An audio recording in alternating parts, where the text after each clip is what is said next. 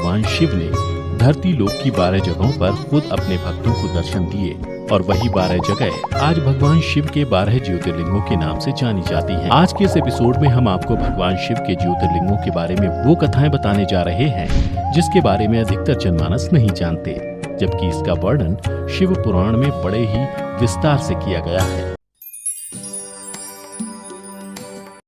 नागेश्वर ज्योतिर्लिंग। पौराणिक काल में दारुका नाम की एक राक्षसी हुआ करती थी जो देवी पार्वती के वरदान से सदा घमंड में रहती थी। उसके पति का नाम दारुक था जो बड़ा ही बलवान था। उसने बहुत से राक्षसों को साथ लेकर वहां के ऋषि मुनि पर अत्याचार करना शुरू कर दिया था। वह लोगों के यज्ञ और धर्म को नाश करता भरता था।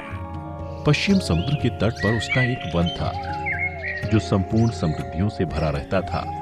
उस वन का विस्तार सब ओर से 16 योजन था। दारुका अपने विलास के लिए जहां जाती वहीं भूमि, वृक्ष तथा अन्य सब उपकारों से युक्त वह वन भी साथ चला जाता था। देवी पार्वती ने उस वन की देखरेख का भार दारुका को सौंप दिया था। दारुका अपने पति के साथ इच्छानुसार उसमें विचरण करती थी। राक्षस दारुक अपनी पत्नी दारुका के साथ वहां रहकर सबको भय देता था। उससे पीड़ित हुई प्रजा ने महर्षि और्व की शरण में जाकर उनको अपना दुख सुनाया। और्व ने शरणागतों की रक्षा के लिए राक्षसों को ये शाप दे दिया कि ये राक्षस यदि पृथ्वी पर प्राणियों की हिंसा या यज्ञों का विध्वंस करेंगे तो उसी समय अपने प्राणों से हाथ धो बैठेंगे। देवताओं ने जब यह बात सुनी तब उन्होंने दुराचारी राक्षसों पर चढ़ाई कर दी। राक्षस घबराए। यदि वे लड़ाई में देवताओं को मारते तो मुनि के शाप से स्वयं मर जाते हैं और यदि नहीं मारते तो पराजित होकर भूखों मर जाते हैं। उस अवस्था में राक्षसी दारुका ने कहा कि भवानी के वरदान से मैं इस सारे वन को जहां चाहूं वहां ले जा सकती हूं। इतना कहकर वह समस्त वन को ज्यों का त्यों ले जाकर समुद्र में जा बसी। राक्षस लोग पृथ्वी पर न रहकर जल में निर्भय रहने लगे और वहां प्राणियों को पीड़ा पहुंचाने लगे।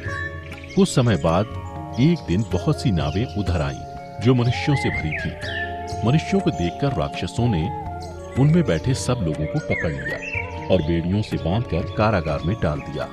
वे उन्हें बारंबार धमकियां देने लगे। उनमें सुप्रिय नाम की प्रसिद्ध एक वैश्य था जो उस दल का सरदार था। वह बड़ा सदाचारी, भस्म, रुद्राक्षधारी तथा भगवान शिव का परम भक्त था। सुप्रिय शिव की पूजा किए बिना भोजन नहीं करता था। वह स्वयं तो शंकर का पूजन करता ही था, बहुत से अपने साथियों को भी शिव की पूजा सिखा दी थी। फिर सब लोग नमः शिवाय मंत्र का जप और शंकर जी का ध्यान करने लगे। सुप्रिय को भगवान शिव का दर्शन भी होता था। दारुक राक्षस को जब इस बात का पता लगा तब उसने आकर सुप्रिय को धमकाया। उसके साथ ही राक्षस सुप्रिय को मारने दौड़े। उन राक्षसों को आया देख सुप्रिय के नेत्र भय से कातर हो गए और वह बड़े प्रेम से शिव का चिंतन और उनके नामों का जप करने लगे। तब सुप्रिय ने भगवान को याद करते हुए कहा, देवेश्वर शंकर, मेरी रक्षा कीजिए। कल्याणकारी त्रिलोकीनाथ, हमें इस दुष्ट से बचाइए। अब आप ही मेरे सर्वस्व हैं। प्रभु, मैं आपका हूँ, आपके अधीन हूँ और आप ही सदा मेरे जीवन एवं प्राण हैं। सुप्रिय के इस प्रकार प्रार्थना करने पर भगवान शंकर एक विवर से निकल पड़े। उनके साथ ही 4 दरवाजों का एक उत्तम मंदिर भी प्रकट हो गया।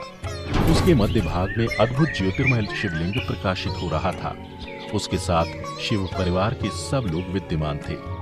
सुप्रिय ने उनका दर्शन करके पूजन किया।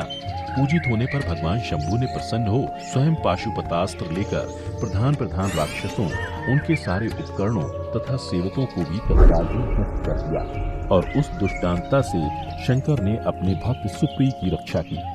तत्पश्चात अद्भुत लीला करने वाले और लीला से ही शरीर धारण करने वाले शंभू ने उस वन को ये वरदान दे दिया कि आज से इस वन में ब्राह्मण, क्षत्रिय, वैश्य और शूद्र, इन 4 वर्णों के धर्मों का पालन हो। यहाँ श्रेष्ठ मुनि निवास करें और तमोगुणी राक्षस इसमें कभी न रहे। शिव धर्म के उपदेशक, प्रचारक और प्रवर्तक लोग इसमें निवास करें। इसी समय राक्षसी दारुका ने दिनचित से देवी पार्वती की स्तुति की। देवी पार्वती प्रसन्न हो गई और बोली, बताओ तेरा क्या कार्य करूं? उसने कहा, मेरे वंश की रक्षा कीजिए। देवी बोली, मैं सच कहती हूँ, तुम्हारे कुल की रक्षा करूंगी। ऐसा कहकर देवी पार्वती भगवान शिव से बोली, नाथ, आपकी यह बात युग के अंत तक सच्ची होगी, तब तक तामसी सृष्टि भी रहे, ऐसा मेरा विचार है। मैं भी आपकी ही हूँ और आपके ही आश्रम में रहती हूँ, अतः मेरी बात को प्रमाणित कीजिए। यह राक्षसी दारुका देवी है और मेरी ही शक्ति है और राक्षसियों में बलिष्ठ है, अतः यही राक्षसों के राज्य का शासन करे। वे राक्षस पत्नियां जिन पुत्रों को पैदा करेंगी सब मिलकर इस वन में निवास करें, ऐसी मेरी इच्छा है। शिव बोले, प्रिय, यदि तुम ऐसी बात कहती हो तो मेरा वचन सुनो। मैं भक्तों का पालन करने के लिए प्रसन्नता पूर्वक इस वन में रहूंगा। जो पुरुष यहाँ वर्ण धर्म के पालन में तत्पर हो, प्रेम पूर्वक मेरा दर्शन करेगा, वह चक्रवर्ती राजा होगा। कलयुग के अंत और सतयुग के आरंभ में महासेन का पुत्र वीरसेन राजाओं का भी राजा होगा।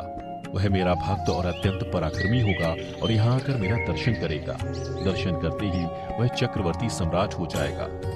इस प्रकार बड़ी बड़ी लीलाएं करने वाले वे दंपत्ति हास्य की वार्तालाप करके स्वयं वहां स्थित हो गए। ज्योतिर्लिंग स्वरूप महादेव जी वहां नागेश्वर कहलाए और देवी पार्वती नागेश्वरी नाम से विख्यात हुई। वे दोनों ही सत्य पुरुषों के प्रिय हैं। इस प्रकार ज्योतियों के स्वामी नागेश्वर ज्योतिर्लिंग के रूप में प्रकट हुए।